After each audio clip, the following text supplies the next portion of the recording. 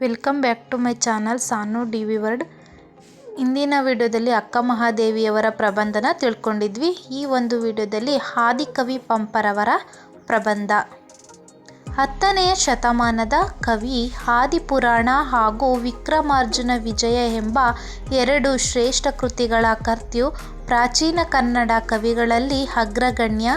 ಸಂಸ್ಕೃತಕ್ಕೆ ವಾಲ್ಮೀಕಿ ಹೇಗೆ ಆದಿಕವಿಯೋ, ಕಾಳಿದಾಸ ಹೇಗೆ ಕುಲಗುರುವೋ ಹಾಗೆ ಕನ್ನಡಕ್ಕೆ ಪಂಪ ಆದಿಕವಿಯೂ ಅಗ್ರಕವಿಯೂ ಕುಲಕವಿಗುರುವೂ ಆಗಿದ್ದಾನೆ ಎಂಬ ವಿಮರ್ಶಕ ಪರಂಪರೆಯ ಉಕ್ತಿ ಅತ್ಯುಕ್ತಿಯಲ್ಲ.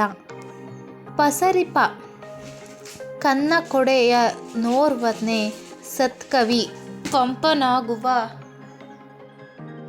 ಪಂಪನಾವಗಂ ಎಂಬ ಕವಿನಾಗರಾಜನ ಕ್ರಿಸ್ತಶಕ 1331 ಉಕ್ತಿಯಂತೂ ಎಂದಿಗೂ ಸಲ್ಲುವ ಮಾತು. ಆದಿಪುರಾಣ ವಿಕ್ರಮಾರ್ಜುನ ವಿಜಯಗಳೆರಡು ಕನ್ನಡದ ಅಗ್ರಮಾನ್ಯ. ಪಂಪನಿಗೆ ಅವನ ಕಾಲದಲ್ಲಿ ಅನೇಕ ಪ್ರಶಸ್ತಿಗಳು ದೊರೆತಿದ್ದವು. ಅವನು ಸುಕವಿಜನ, ಮನೋಮಾನ, ಸ್ತೋತ್ರಂಸ, ಹಂಸ, ಕವಿತಾ ಗುಣಾರ್ಣವ, ಸರಸ್ವತಿ ಮಣಿಹಾರ. ಅವನಿಗೆ ದೊರೆತಿದ್ದ ಹಲವಾರು ಬಿರುದುಗಳಲ್ಲಿ ಕವಿತಾ ಗುಣಾರ್ಣವ, ಸರಸ್ವತಿ ಮಣಿಹಾರ. ಅವನಿಗೆ ದೊರೆತಿದ್ದ ಹಲವಾರು ಬಿರುದುಗಳಲ್ಲಿ ಕವಿತಾ ಗುಣಾರ್ಣವ ಎಂಬ ಬಿರುದೇ ಅವನಿಗೆ ಹೆಚ್ಚು ಮೆಚ್ಚುಗೆಯಾಗುವಂತೆ ಕಾಣುತ್ತದೆ.